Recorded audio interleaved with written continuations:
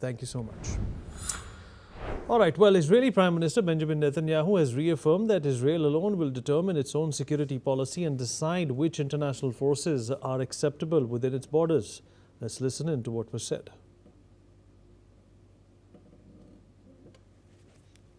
תודה. בחודש האחרון אנחנו עדים לטענות מגוחכות ביחס ליחסים בין ארצות הברית וישראל. כשהייתי בוושינגטון נאמר שם שאני שולט בממשל האמריקני, אני מכתיב לו את המדיניות הביטחונית שלו. עכשיו טוענים את ההפך, הממשל האמריקני שולט בי והוא מכתיב את המדיניות הביטחונית של ישראל. לא זה נכון ולא זה נכון. ישראל היא מדינה עצמאית, ארצות הברית היא מדינה עצמאית, היחסים בינינו הם יחסים של שותפים. אנחנו שולטים בביטחון שלנו, ואנחנו גם הבהרנו שביחס לכוחות בינלאומיים, ישראל תקבע איזה כוחות אינם מקובלים עלינו, וכך אנחנו פועלים ונמשיך לפעול. זה כמובן מקובל גם על ארצות הברית, כפי שנציגיה הבכירים ביותר הבהירו בימים האחרונים. ישראל היא מדינה עצמאית, אנחנו נגן על עצמנו בכוחות עצמנו, ואנחנו נמשיך לשלוט בגורלנו. Well, he added that this stance has been acknowledged and supported by the United States, whose senior officials recently expressed agreement with Israel's approach. The comments come amid ongoing regional security discussions involving Israel's plans to annex the West Bank. Furthermore, the Israeli Prime Minister added that Israel alone will decide which countries it will allow to join a planned international security force in Gaza. Under a US-brokered ceasefire between Hamas and Israel, a coalition of mainly Arab and Muslim powers is expected to deploy troops in the devastated Palestinian territory. This is what Netanyahu stated. המדיניות הביטחונית שלנו היא בידי ישראל. אנחנו לא מוכנים לסבול התקפות נגדנו, אנחנו מגיבים לפי שיקול דעתנו נגד התקפות, כפי שראינו גם בלבנון ולאחרונה גם בעזה. אנחנו המטרנו 150 טון על החמאס ועל גורמי הטרור לאחר התקפה על שני חיילינו, וכמובן אנחנו גם מסכלים סכנות בהתהוותן עוד לפני שהן יוצאות אל הפועל, כפי שעשינו רק אתמול ברצועת עזה. איננו מבקשים אישור מאף אחד לכך. All right, Mohammed Osman, International Affairs Specialist, is joining us from Cairo at this point in time. Mohammed, you heard what the Israeli Prime Minister had to say. What does this essentially mean? Is this, a different way of saying that, all right, the ceasefire is something that has been brokered, but according to Israel, there is still a threat. We will take our own decision. We may even violate the ceasefire. We may annex a part of Palestine if it does not align with our security perception. What do you make of what he said?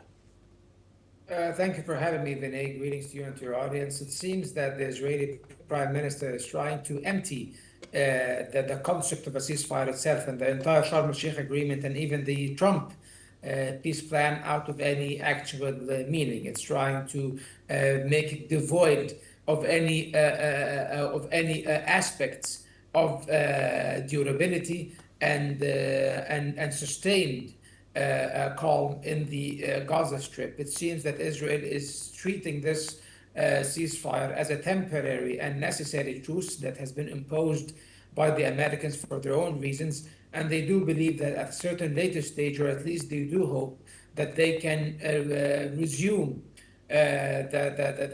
the genocidal war against the civilian population of Gaza, or at least maintain the status quo where the Gaza Strip is basically torn apart, destroyed, obliterated, delay any and block even any efforts to reconstruct the Gaza Strip, and also to obstruct the implementation of many of the core provisions of this agreement, like, for example, delaying the deployment of international peacekeepers under the pretext of them vetoing the participation of certain countries. So now they don't want Turkey. The other day, maybe they will come up with another country that they do not wish to join the peacekeeping force. And also Israel violates the ceasefire every few days, carrying out violent strikes against Palestinians.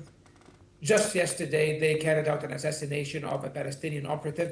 So it doesn't seem that Israel is very committed to this agreement as things stand.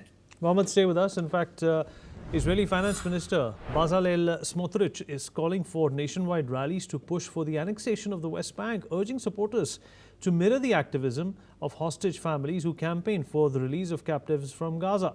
In a social media post, Smotrich said that regular demonstrations, symbols and public awareness campaigns could help convince US President Donald Trump to reconsider his stance, who recently warned Israel against annexation.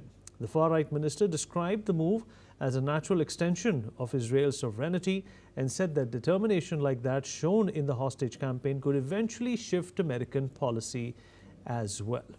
Mohammed, what do you make of this? This is, of course, not only being supported by, the immediate members of Netanyahu's cabinet, but the people and the polity at large in Israel. Honestly, it doesn't surprise me, Vinay, because Israel has always retained the goal of annexing the West Bank, and they have never abandoned this goal. Israel has been very clear. This government, especially the far-right members of this governing coalition, have been very eager and enthusiastic about the possibility of annexing the West Banks, or at least parts of the West Bank where there are Israeli settlements, which is a huge chunk of the West Bank, and they have been pushing for that for the past few years. And apparently they were about to take an actual measure on the ground to legally annex these. Of course, from their perspective, this is an illegal annexation according to international law. If it ever happens, because Palestine is a state recognized by over 160 countries, despite it being occupied. All right, Mohammed, appreciate you joining us. We've completely run out of time, but I appreciate your perspective.